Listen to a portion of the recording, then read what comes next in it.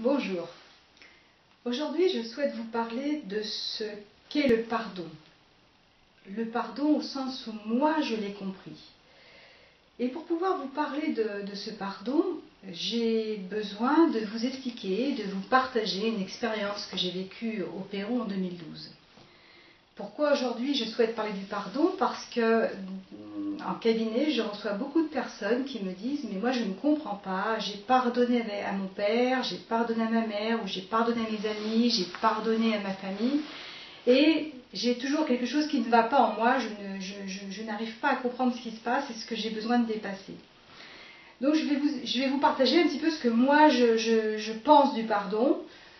Bien évidemment, ça reste libre à chacun, puisque d'expérience aussi personnelle, je me suis rendu compte que nous avons tous une explication, une compréhension de ce qu'est la vie dans tout un tas de domaines différents en fonction de là où nous en sommes sur le chemin de notre évolution personnelle.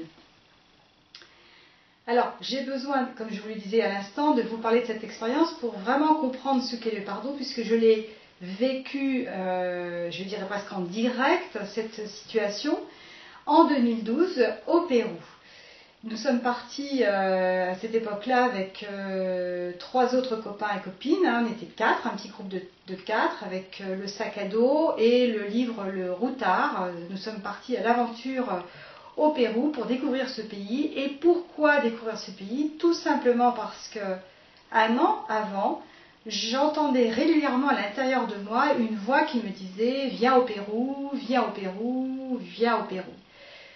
Alors je me suis dit, si effectivement cette voix me demande et est très insistante pour que j'aille au Pérou, c'est que quelque part j'ai quelque chose à y apprendre, ou y à découvrir, ou à y trouver, peu importe. Donc j'en parle à des amis qui me disent, écoute, moi il n'y a pas de souci, je suis partant et partante pour aller au Pérou avec toi. Et ils nous la partie à 4 au Pérou. Alors pour ceux qui connaissent le Pérou, ça monte et ça descend. Nous étions 4 voulant faire quand même quelques économies, donc nous avons marché avec des sacs à dos. J'avais un sac à dos qui était relativement lourd et bien que je sois costaud, j'ai quand même mes limites. Ce qui fait qu'au bout d'un moment, j'ai éprouvé quand même une certaine fatigue au cours du voyage. Nous avons visité beaucoup de lieux qui étaient tous extraordinaires les uns autant que les autres, aussi bien sur le plan du paysage que sur le plan énergétique. Et à un moment donné, nous nous sommes retrouvés sur l'île du Soleil, qui est extrêmement belle au demeurant. Nous sommes allés sur le site où se trouve un reste de temple, où là il y avait une table en pierre. Autour de la table se trouvaient 4 petites pierres en carré, comme si on pouvait s'asseoir dessus. Et derrière ces 4 pierres, 12 pierres qui faisaient un cercle autour de cette table. Et une voix me dit, si vous asseyez à 4 femmes, chacune sur une pierre, vous ouvrirez le lieu. Il s'avère que nous étions que 3 nanas et un garçon.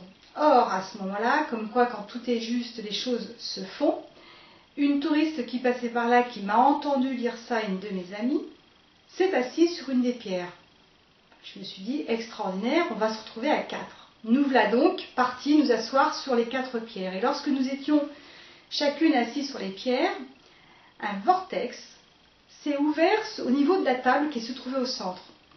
Une de mes amies me dit, mais Sylvie, regarde, qu'est-ce que ce vortex, il est super joli, il y a beaucoup de couleurs, peux-tu me dire ce que c'est?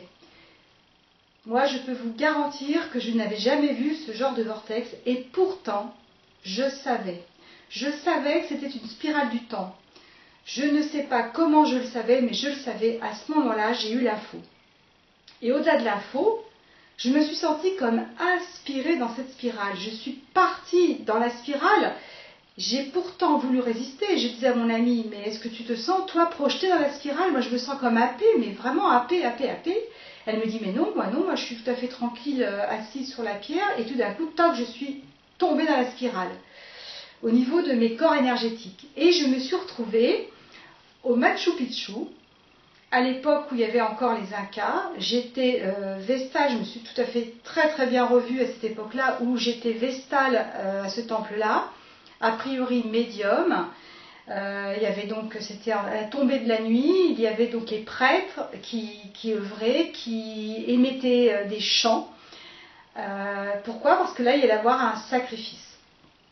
Et à cette époque-là, donc, c'était un petit peu avant l'invasion espagnole. Et là, il était nécessaire pour eux de sacrifier une de leurs médiums pour aller parler aux dieux qui se trouvaient donc sur les autres plans. Devinez qui ils ont choisi? Bien évidemment Sylvie. Enfin Sylvie, la personne que j'étais à l'époque. Alors j'ai tout revu la scène, mais au-delà de l'avoir revue, je l'ai surtout revécu, mais revécu pleinement. À savoir, c'était à la tombée de la nuit, on m'avait préparé dans une pièce, au Machu.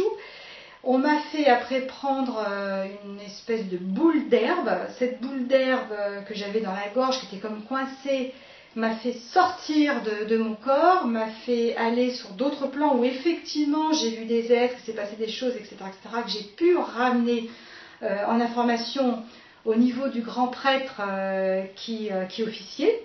Ce grand prêtre que j'adorais à l'époque, je pensais en tout cas moi par rapport au vécu que j'ai eu cette fois-ci là, que c'était un père, enfin mon père, persuadé de ça, en tout cas avec la mémoire et le ressenti que j'avais aujourd'hui. Donc je ne comprenais pas pourquoi il m'avait choisi pour me sacrifier, mais cela dit, si c'était pour répondre aux dieux, pour répondre aussi au peuple, pour pouvoir l'aider à avancer, pourquoi pas. Une fois que je suis partie sur les autres plans, que j'ai contacté les êtres des autres plans, à ce moment-là, il m'a, c'est le cas de le dire, sacrifié, c'est-à-dire que je me suis très très nettement vue ouvrir avec un grand couteau en or d'en haut jusqu'en bas. Et quand il a ouvert, ce qui était extraordinaire, c'est que je me suis sentie éclatée sur plusieurs plans, comme si j'étais éparpillée. Suite de quoi, bien évidemment, je suis morte à ce moment-là. Donc quand je suis revenue à moi sur le petit plot en pierre sur l'île du Soleil, j'ai quand même été relativement choquée et surprise de ce que je venais de vivre. Je ne comprenais pas bien ce qui m'arrivait, j'étais encore sous le choc. Alors bien sûr, j'avais toute la mémoire, hein, les habits, les robes, les chants, le cérémonial, comment ça se passait, comment les gens se déplaçaient, etc. J'ai tout revécu en direct. Ce qui a été vraiment spectaculaire pour moi et très très difficile à vivre, c'est que tous les soirs, à partir de ce jour-là, tous les soirs, à la tombée de la nuit, je revivais cette cérémonie, bien évidemment, cette mort.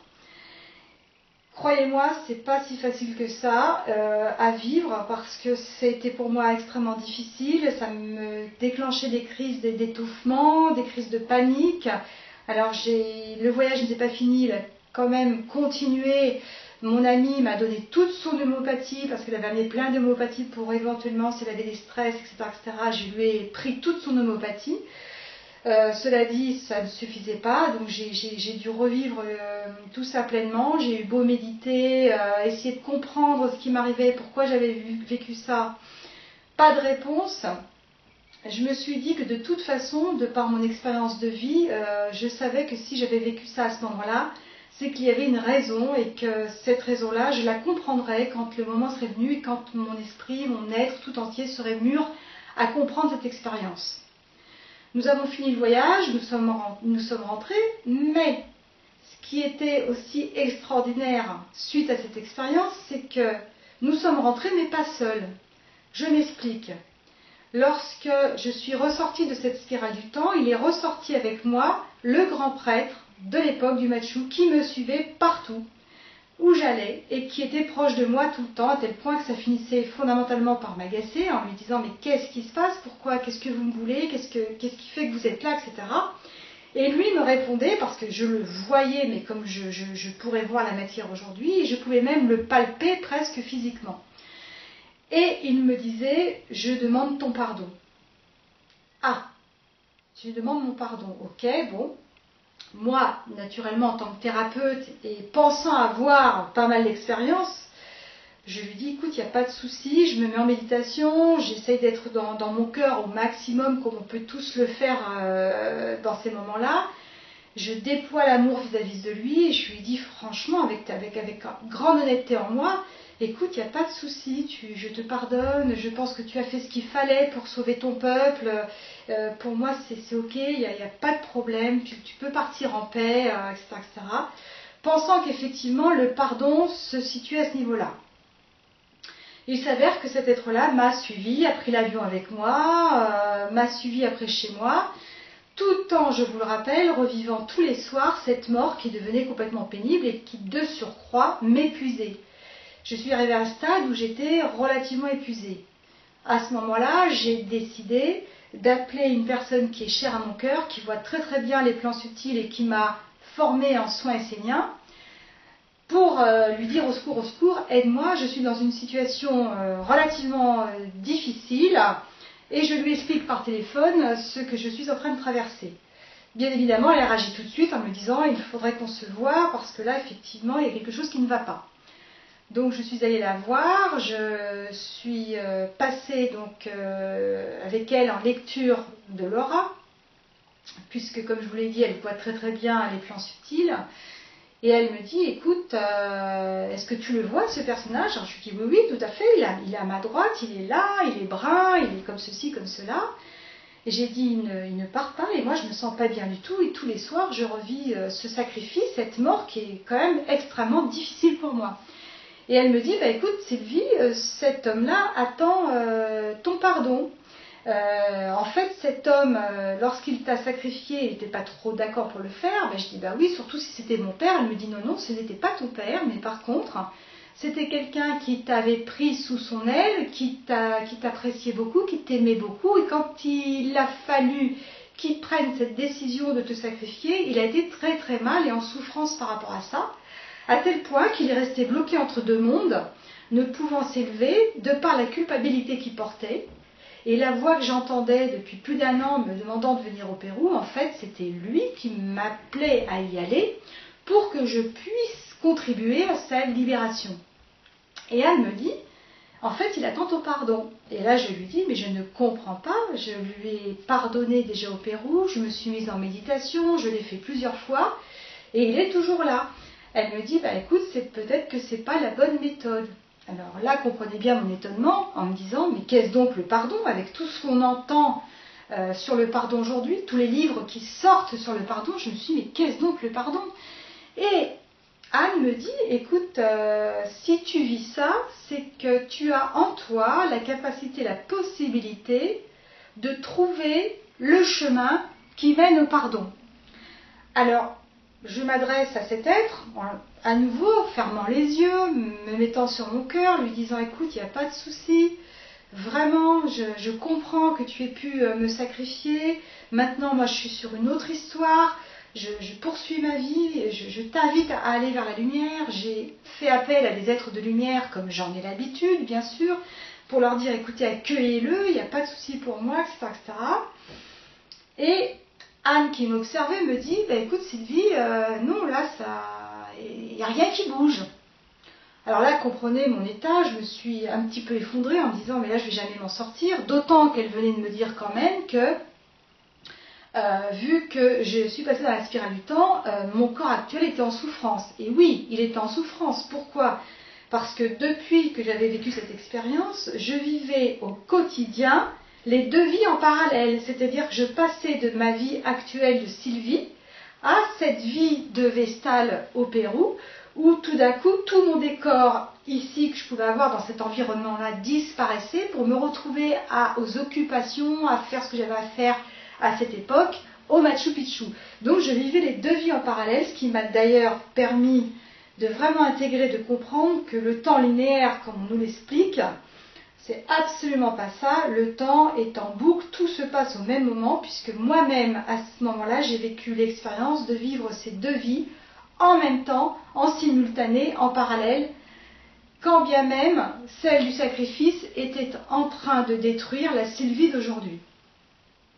Alors, je lui prends la main à cet être pour en revenir à la situation devant Anne qui m'accompagnait. Je lui prends la main puisque je pouvais vraiment le sentir. Je me connecte de plus en plus à lui, en tout cas ce que je croyais faire, et je lui dis, mais vraiment, voilà, c'est ok pour moi. J'ai déployé l'amour vis-à-vis de lui en disant, c'est ok, voilà, je te pardonne, je me pardonne, tout ce qu'on a pu apprendre. Et puis Anne me disait, il n'y a toujours rien qui bouge.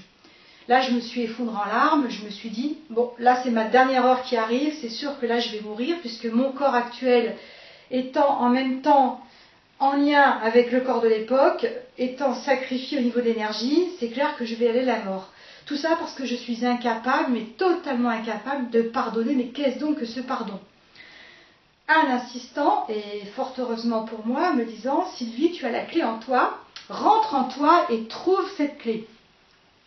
Alors là, je fais silence en moi, je ferme les yeux et j'entre profondément en moi dans un silence profond où je ne pense plus. J'entre en moi en demandant simplement à mon être supérieur de me guider, de m'aider à trouver le chemin qui mène au pardon. Et là, je me suis laissée descendre, descendre, descendre à tel point que j'ai fini par toucher le sacrificateur en moi, les sacrificateurs qui existent sur la planète. Et je suis devenue comme le sacrificateur universel, c'est-à-dire qu'en fait, j'étais à la fois le sacrificateur, le sacrifié, les sacrificateurs. Et je me suis mise à aimer tout ça à la fois, en me disant, mais c'est incroyable, j'ai l'impression que cet être, c'est moi, que je suis à la fois sacrifiée, mais en même temps, je sacrifie, et que tant que je ne passerai pas par aimer la personne qui sacrifie en moi, je ne pourrai pas aimer la personne qui m'a sacrifiée et donc lui pardonner. Et là, j'étais envahie d'un amour, mais complètement incroyable, une énergie qui m'a enveloppée, qui m'a dépassée, où je me suis mise à aimer mais tous les sacrificateurs de la planète, moi y compris, comme si je représentais tous ces sacrificateurs. Et à ce moment-là, j'avais une émotion intérieure telle que Anne me dit, écoute, je ne sais pas ce que tu es en train de faire, mais en tout cas, il se passe quelque chose de très fort. Et j'ai senti qu'à un moment donné, le travail se terminait, et quand j'ai regardé l'être, je ne l'ai plus vu sur les mêmes plans que je le voyais. Et là, j'ai compris que j'avais réussi le pardon. À partir de ce moment-là, Anne a pu m'opérer sur le plan énergétique, a pu rétablir tous mes corps qui étaient complètement en vrac, et cet être est parti. Et j'ai compris là ce que c'était pour moi, je dis bien pour moi le pardon, parce que comme je vous l'ai dit au début, on a tous notre vision, notre compréhension du pardon, et j'ai compris que le pardon, le véritable pardon, est en réalité le pardon qu'on peut se faire à soi-même vis-à-vis de nos zones d'ombre, de ce que moi j'appellerais nos parties bourreaux, que très souvent on ne veut pas regarder. Et j'ai constaté à travers mes expériences, et je ferai une vidéo un peu plus tard à ce sujet, que lorsque l'on est victime de notre vie, quelles que soient les situations, que ce soit vis-à-vis d'une conjointe ou d'un conjoint, vis-à-vis d'un patron ou d'une patronne, vis-à-vis de la vie, vis-à-vis d'amis, vis-à-vis de peu importe quelle situation, lorsqu'on se trouve dans une situation dite de victime, en réalité, nous sommes la victime que de notre propre bourreau. J'ai compris là aussi que, à travers cette expérience, l'autre est aussi une partie de moi, que je ne suis pas dissociée de l'autre à un niveau de mon être, et dissociée à un autre niveau dans cette incarnation de par l'intégration de la personnalité égotique.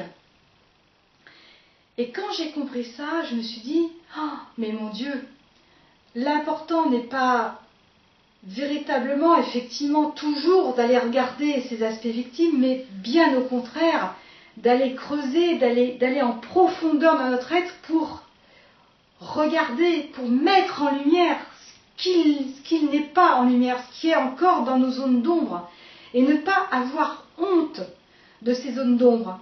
Pourquoi? Parce qu'elles nous guident, parce qu'elles nous mènent dans notre existence. Quand j'ai réalisé que j'étais aussi le sacrificateur, bien évidemment, j'ai découvert que j'avais sacrifié dans d'autres vies, mais pas que ça. J'ai découvert aussi combien j'ai pu me sacrifier dans cette vie-là, ne serait-ce qu'en n'osant pas dire non dans certaines situations, en n'osant pas vivre ma vie par peur, et je pourrais en dire long là-dessus, mais je ne vais pas épiloguer aujourd'hui. tout ce que je voulais vous dire, c'est que pour moi, le véritable pardon, c'est le pardon qu'on peut se faire envers soi-même.